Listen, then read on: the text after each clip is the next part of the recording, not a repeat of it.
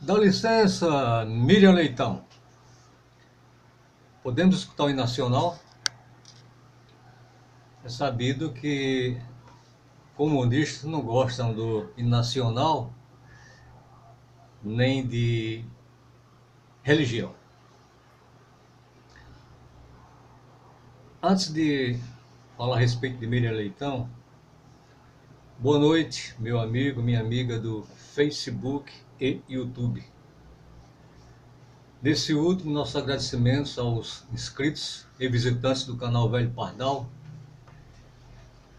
Agradecimento sobretudo porque nesse período de eleição decidimos da nossa modesta cota de colaboração em prol do nosso país e, como temos um canal de inventos, canal Velho Pardal, fizemos uso deste para interagir com as pessoas e também usar o nosso canal como termômetro para a gente sentir como estava o povo em relação ao hoje presidente Bolsonaro.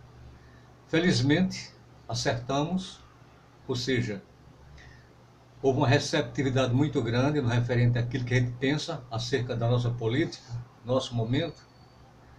E como até já disse na outra fala nossa,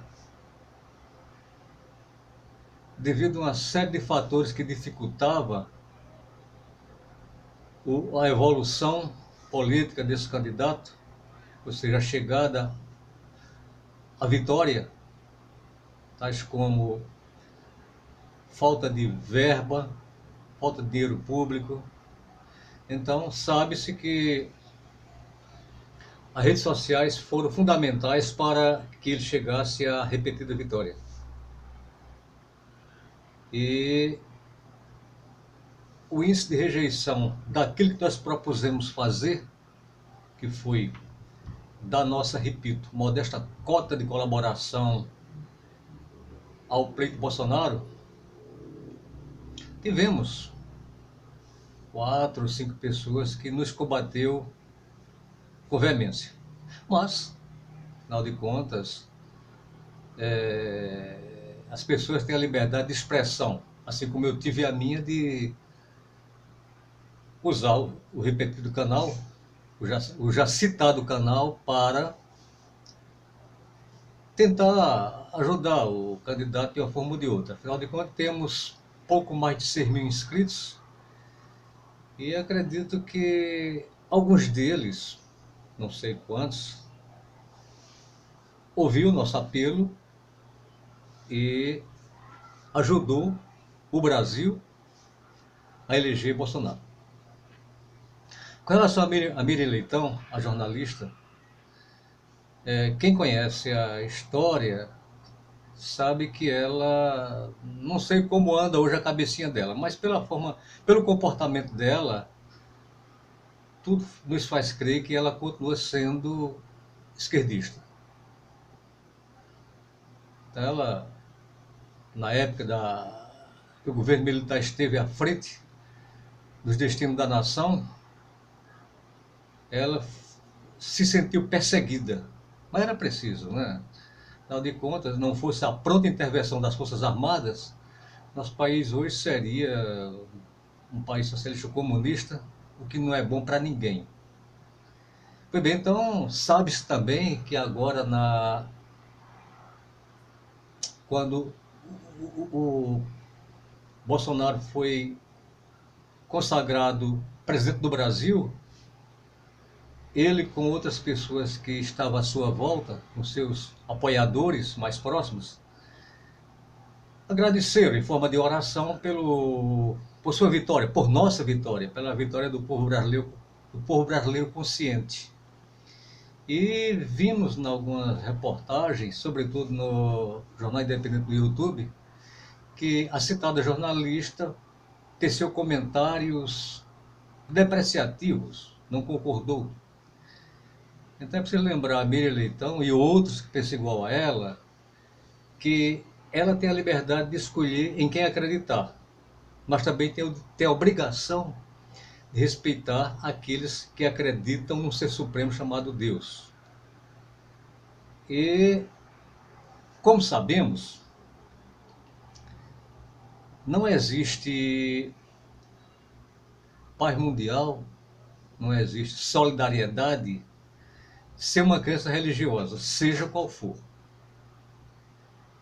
Então, no nosso país, é sabido também que predominantemente somos um país de religiosidade. As pessoas acreditam no Ser Supremo, acreditam em Deus e externam essa crença das formas mais variadas, ou seja, em mais variados conceitos religiosos, onde se destaca os evangélicos, os espíritas e outros. Então, Miriam, os seguidores de Bolsonaro prometeram, os de cúpula, certamente, que tantas vezes se faça necessário, farão orações de louvor a Deus. E tenho certeza que o resto do Brasil concorda, acata e vê com bons olhos essa atitude. Ok, Miriam? Portanto, respeite a fé alheia. Isso é uma questão, sobretudo, de democracia. Já que a esquerda fala tanto em democracia, mas eles não gostam de religião. Boulos. Boulos é um inútil. A gente sabe disso, né? O Boulos tem dedicado a vida às suas horas de folga, e olha que ele tem muita folga, ele tem tempo de sobra para provocar invasões de próprios públicos e privados. Mas, Boulos, é bom você já ir se acostumando, porque a partir de janeiro de 2019, as coisas não ficarão muito boas para os vândalos. Você que se diz defensor incondicional dos MSTS, acho que essa é a sigla, Movimentos Sem Tetos, inflige leis, invadir propriedade alheia. É uma agressão. O sonhado comunismo que seus ídolos, Lula, Dilma e outros, almejavam, não alcançaram. Então, Boulos e outros, Boulos, Gleisi Hoffmann, Dilma, Stadler, acho que esse é o nome, Stedley, pessoal aí do MST, pessoal que invade propriedades rurais, com o novo governo, com nova justiça, invadir propriedades é subversão, ou seja, subverter a lei, ir de encontro a ela. Então, vocês, vândalos, serão sumariamente punidos se continuarem com essa prática. E aproveitando para falar do MST, é preciso lembrar que o presidente eleito está tomando uma medida muito correta, muito oportuna, de armar o homem do campo, o fazendeiro, para que ele possa se defender dos invasores. Porque sabe-se que assuntos rurais é da alçada do INCRA. Reforma agrária é da alçada do INCRA e não desses vândalos do MST, que agiram folgadamente até então, até hoje, até quem sabe 31 de dezembro, porque ainda tem respaldo governamental.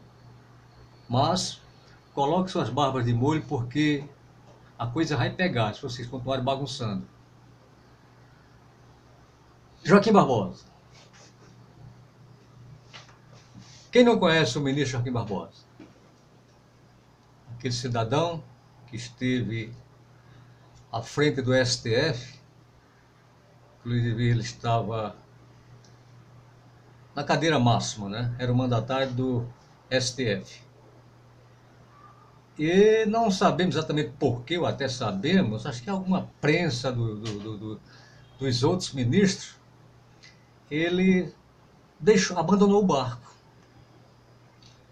Então, justo quando o Brasil mais precisava, né, do apoio da Suprema Corte para resolver impasses que o cidadão comum não consegue. Também com essa justiça lenta nossa, onde a coisa tramita numa vara, noutra, e numa instância, outra, então finalmente chegar no STF. Então, Joaquim Barbosa, de princípio, mostrou-se favorável aos interesses do Brasil. Mas, como acabamos de dizer, abandonou o barco, foi embora para a Europa, demonstrando assim que não é um combatente, não é um guerreiro, que se preocupou mais com o seu bem-estar pessoal. E, tempos depois, volta com o propósito de candidatar-se a presidente da República. Então, as pessoas menos informadas até que viram com bons olhos sua candidatura, mas, felizmente, desistiu da ideia, onde vieram outros, já é do conhecimento de todos nós. E, em vários momentos de suas palestras, o citado ministro, Joaquim Barbosa, combatia o PT, trazendo à tona os erros petistas. Só que agora, no segundo turno, apoiou o PT. Esse é o homem público que nós temos. É imoralidade. São os apátridas, são os antipatriotas. Barbosa, o tempo para um candidato no governo, se ele não for reeleito, são 4 anos, né? Então é bom você não tentar nos próximos 4 anos concorrer à presidência, porque o gigante acordou. Então a gente não vai esquecer da sua postura descortês para com o Brasil, não apoiando o lado certo. Embora o seu apoio de nada serviu para a esquerda, né? Porque graças a Deus nós vencemos, ou estamos vencendo. Ok, Joaquim Barbosa, fica ligado. Ciro Gomes. Ciro Gomes é tido como o coroné lá do Ceará. Esse, até na outra conversa nossa, o comparamos com a Porta da Esperança. Esse só declina para o lado que lhe favorece. É aquele tipo de candidato que, se o barco for, ele já pula fora. Então, sabemos que quando começou a haver a campanha presidencial, Ciro Gomes, sabendo da condição de Lula, tentou fazer uma parceria com o PT, com o pretexto de, se eleito fosse, ajudaria Lula. Eu não me lembro se ele disse que concederia indulto. Mas é possível que tentasse isso, para conquistar a simpatia petista. Mas, sabendo o PT do modus operandi de Ciro Gomes, não o aceitou como parceiro. Então ele passou a ser daí por diante um inimigo petista. Caía de pau no PT. Não se pode negar que Ciro Gomes é um homem esclarecido, um homem experiente, um político experiente, mas ele não nos seria interessante por diversas razões. Sobretudo conforme a história nos conta, ter sido um dos fundadores do Foro de São Paulo, que desse foro surgiu a URSAL, também já foi comentado sobre isso. Só dando uma pincelada, era a União da República Socialista se reorganizando no Brasil, com sede no Brasil, para implantar o socialismo comunista no nosso país. É tanto que durante embate entre candidatos, o cabo da Ciolo, tocou nesse assunto com o Ciro Gomes e ele se fez desentendido. Eles não sabia nem o que era isso. Imagem, pasmem, senhores. Ciro Gomes não sabia o que é Foro de São Paulo, o sal, etc. Então, ele não é recomendável. E felizmente não apoiou Haddad. Com o apoio dele, a nossa vitória fica mais imprensada. Então, graças a Deus, até agradecemos a ele por não ter apoiado, porque assim as pessoas comprometidas com o bem-estar do país, o brasileiro consciente, conseguiu com folga dar a vitória à pessoa que se mostrou ideal para assumir o destino da nação brasileira. Portanto, Ciro Gomes, sem chance, cara. Marina da Silva. Marina da Silva é como o cometa de Halley. É sabido que o cometa de Halley só aparece para a Terra de 70 em 70 anos. Marina é de 4 em 4 anos. Depois ela desaparece, e voltando às eleições, mas com aquele anêmico plano de ecologia. Só que Marina é vermelhinha. Prova está que também metia o cacete no PT e no segundo turno mostrou-se favorável ao citado partido. Ô Marina, próximo pleito, o Brasil acordou, Marina. Você pode não ir nem a vereadora. Se liga. Haddad, esse é o tipo do perdedor que não aceita a derrota. Inclusive, quando o presidente eleito foi consagrado vencedor, ele dirigiu a fala à nação, juntamente com seus apoiadores, e na ocasião falou que seus seguidores, seus eleitores, não se preocupassem, porque eles continuariam dando apoio restrito a esse pessoal, aos perdedores. Só que Haddad não tem cargo público, só se ele seguir a linha de Boulos, está fazendo por aí movimentos de rua, movimentos paredistas, enfim, ajudando Boulos com o MSTS, acho que essa é a sigla, MST, etc. E a gente também sabe que Haddad tem contas a acertar com a justiça. Entre outras coisas, se eu não me engano, improbidade administrativa, falsidade ideológica, me parece que também isso está na lista de débito dele, e principalmente não tem mais foro privilegiado.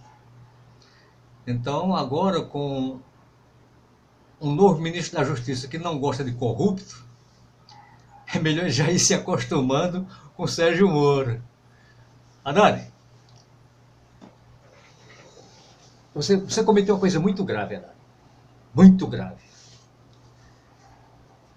Quem é militar da ativa ou ex-militar ou reservista sabe o valor que tem a nossa honrosa Forças Armadas. São guardiãs da pátria, na paz e na guerra. São homens preparados para defender com a própria vida a nação brasileira. E você, Haddad, da forma mais inescrupulosa, mais irresponsável, mais antipatriota, disse, com todas as letras, que as nossas Forças Armadas não tinham competência para combater nem mesmo a Venezuela.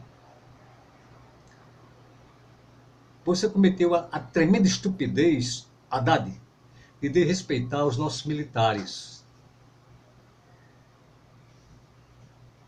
Você jamais poderia, você poderia até pensar, mas não poderia se pronunciar para o público, porque você, eu não digo que você ultrajou, porque nossos militares têm personalidade forjada em aço e, sobretudo, muito patriotas. Coisas pequenas não ofendem eles, mas você que estava pleiteando o Comando-Geral da Nação, que é sabido que no regime presidencialista, o presidente da República é a autoridade mais alta do país. É o capitão-mor do país que ele dirige. Então, muito inoportuna a sua observação. Justo você que estava, repito, querendo ser presidente do Brasil. Mas antes mesmo de eleito, já estava descredibilizando as Forças Armadas, fazendo comparações estúpidas. Então, não ficaríamos surpresos, Haddad, se você tivesse sido eleito e passasse para o inimigo nosso poderio bélico, porque isso é segredo da nação. O nosso inimigo não pode saber em pormenores nossos armamentos, nossa força, nosso poder de combate. Então, a forma como você falou, seguramente se ia nos trair. Então, você é o inimigo da pátria, Haddad. Você é brasileiro porque nasceu aqui, mas você não é patriota. Você é inimigo da pátria. E aproveito para dizer a você, Haddad, que se as Forças Armadas do nosso país não está belicamente preparada ou com armamento de tecnologia de ponta, a culpa é dos seus que você representou, de Lula e Dilma, porque estiveram 13 anos no poder e, em vez de investir no nosso país, sobretudo nossas Forças Armadas, investiram nas Forças Armadas de outros países. Gastaram dinheiro público com países socialistas comunistas. Então, Haddad, a culpa do despreparo bélico das nossas Forças Armadas é de Lula e Dilma. Mas tudo bem, Haddad. A gente agora sabe quem você é e você não merece quaisquer tipo de considerações, porque você ofendeu a soberania nacional. Tá, Haddad?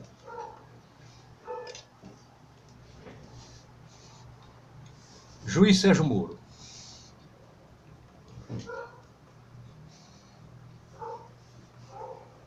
Esse magistrado dispensou comentários. Esteve atuando e atuante perante a Lava Jato, onde, como se sabe, conseguiu, através da lei, dos meios jurídicos, recuperar dinheiros desviados, dinheiro público, e, acima de tudo, conseguiu condenar e levar para trás das grades pessoas que jamais imaginamos que fossem presas, porque normalmente no nosso país só era preso ladrão de galinha. Então, é um homem de caráter merecedor dos mais relevantes elogios e preparo profissional. Então, o nosso presidente eleito fez a excelente escolha de o convidar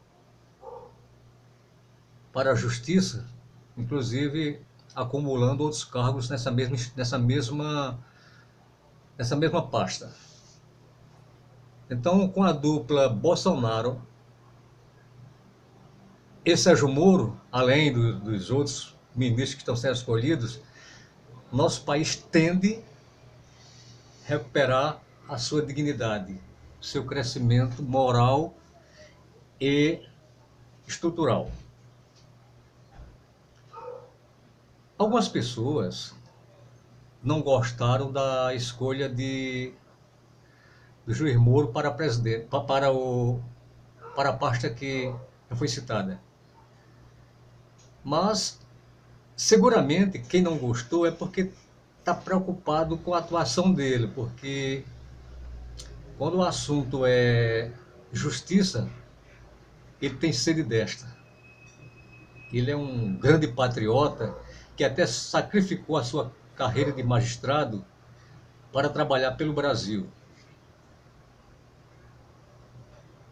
Então, seguramente, com o juiz Sérgio Moro à frente da justiça, os políticos corruptos, o crime organizado e os subversivos se cuidem, porque ele não vai dar trégua a esse pessoal. E alguns poucos que se mostraram desfavoráveis à escolha, vocês vão prestar conta com a justiça. Certamente tem débito, porque só tem meu citado magistrado quem de fato tem problemas com a lei. Senhor juiz Sérgio Moro, em nome da nação brasileira, bem-vindo novamente. Vamos colocar essa linda nação nos trilhos. Que Deus o proteja, assim como proteja o nosso presidente. Bolsonaro.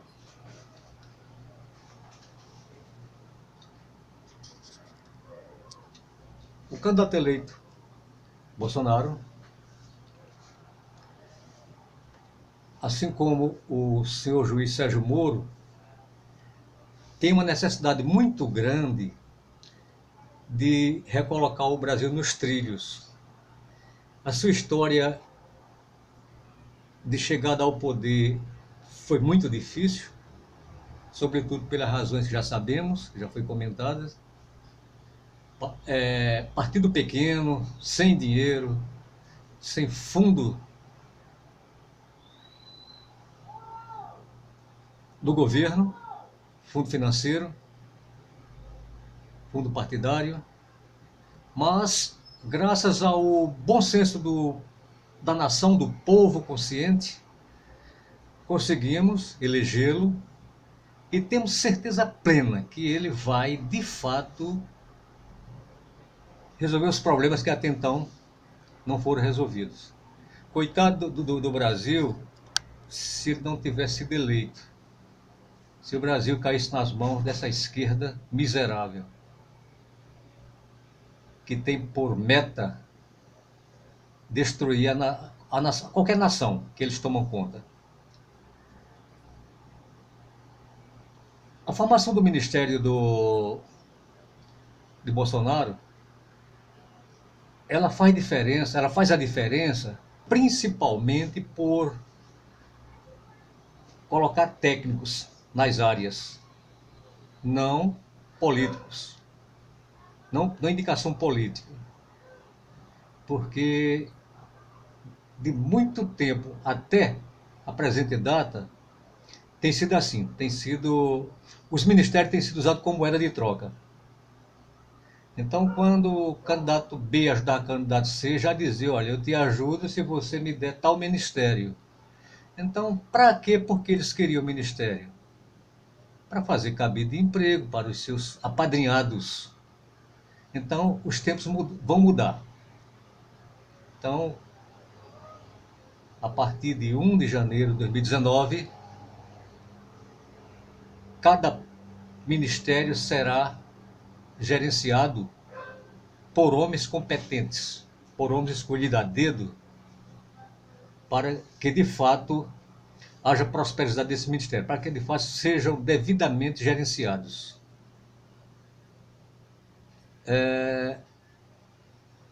A gente sabe que o governo petista teve uma forte influência no Nordeste, região onde nasci. Os motivos foram mais diversos, principalmente, sobretudo, por excelência, a transposição de São Francisco. Verdade seja dita, Lula foi o único presidente que conseguiu, de fato, tirar do papel esse mega projeto, levar água para os sertões nordestinos. Isso não se pode negar. Então, o erro de Lula foi se empolgar pelo poder e, e começar a cometer negociatas, ou seja, jogo ilícito, favorecendo grandes empresários, enfim, a base do propinoduto. Então, não fosse isso, ele teria, como até já comentei uma vez, sido considerado um grande estadista, um homem honrado. Mas, para esse pessoal, honra é alguma coisa irrelevante. Por conta disso, o desfecho final, isso aí que a gente já sabe. Então, se o novo governo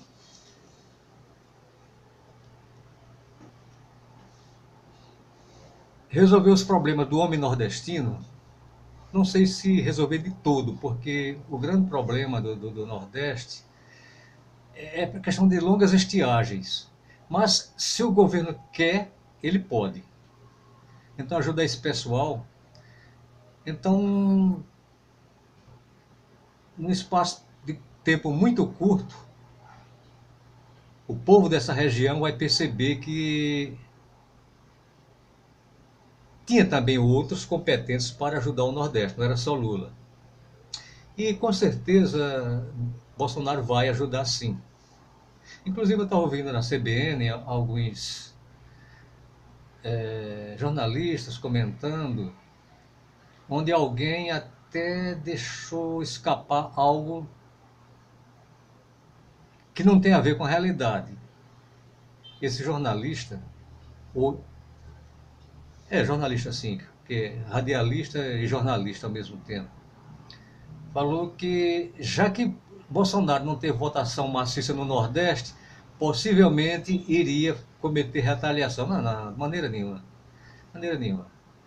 Se eu pudesse contatar essa pessoa da citada emissora, eu ia dizer para ele que de maneira nenhuma. Bolsonaro não tem essa vocação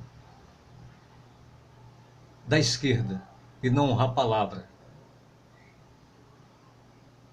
Então, a pessoa da citada emissora, de fato, foi infeliz nesse comentário.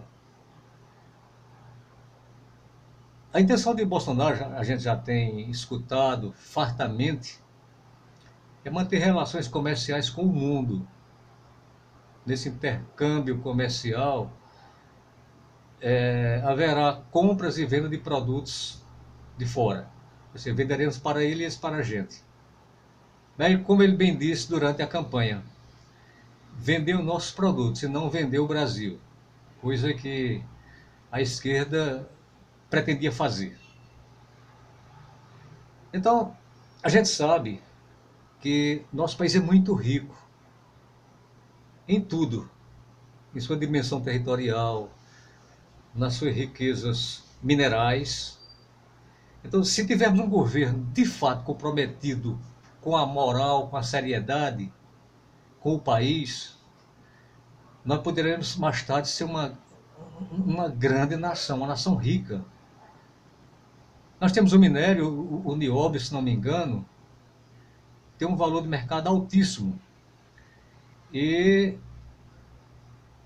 o Brasil é o país único detentor desse minério, se não estou enganado. Então ele desperta o desejo de muitas outras nações, que tem um monte de utilidades, o citado minério. Com relação à estatização, muita gente, mais da esquerda, não está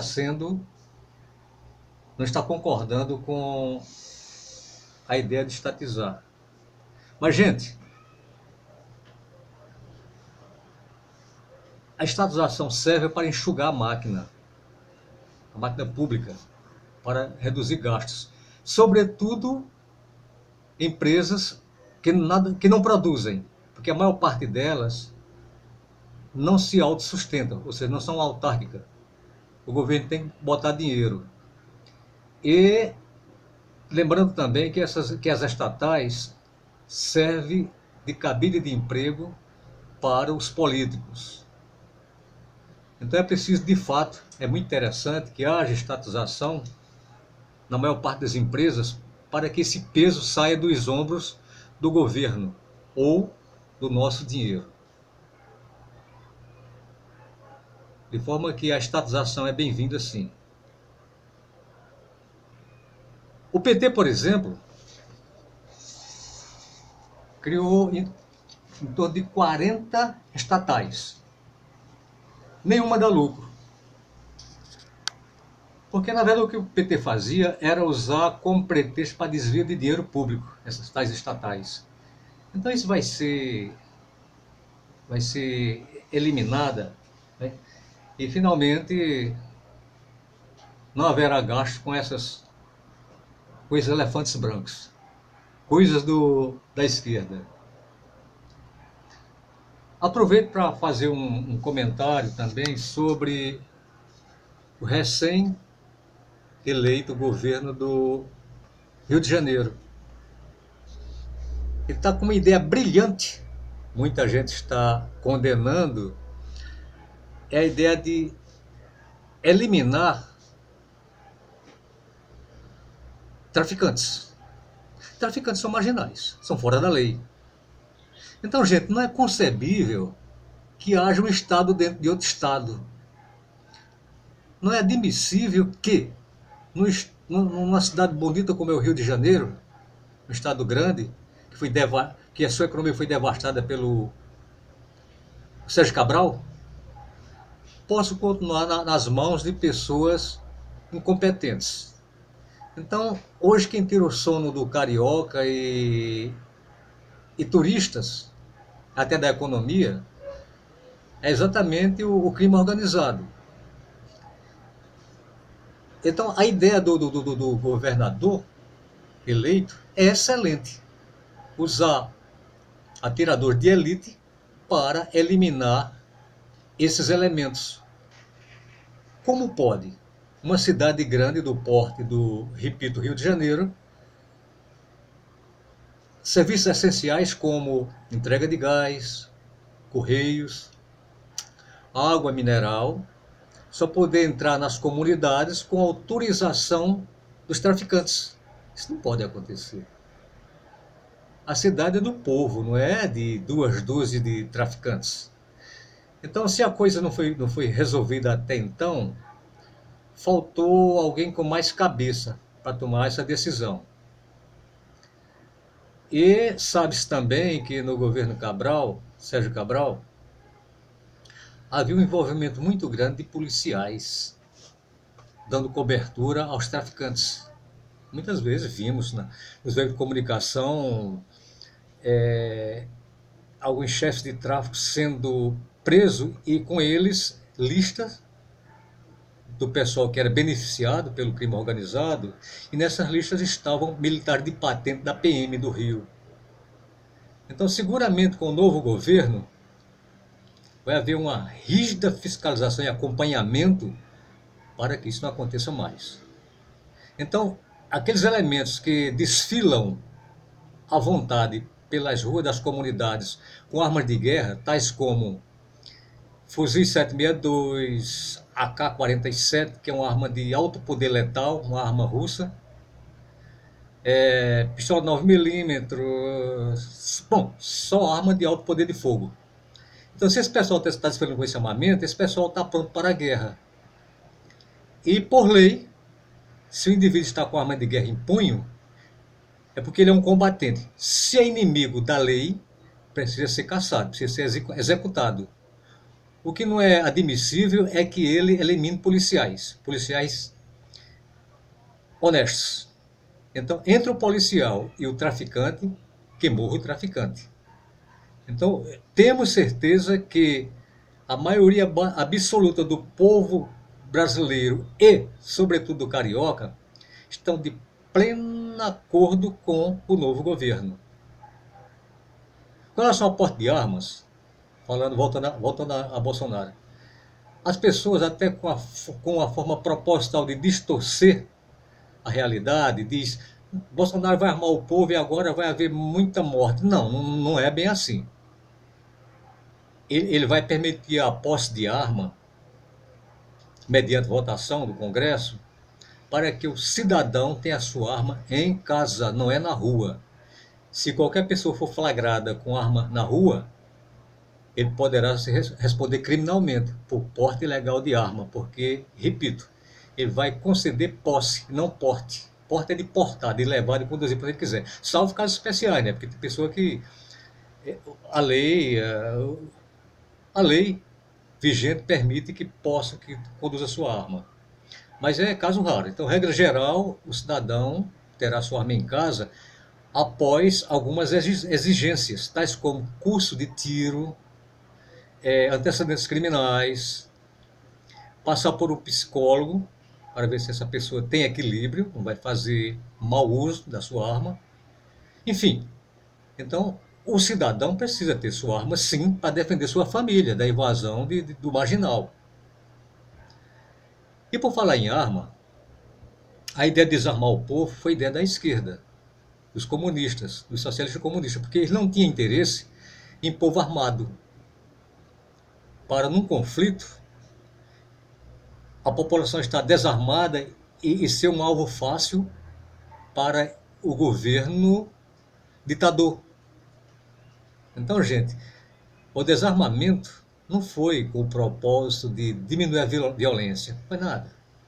Foi simplesmente isso que acabamos de comentar. Ok, gente?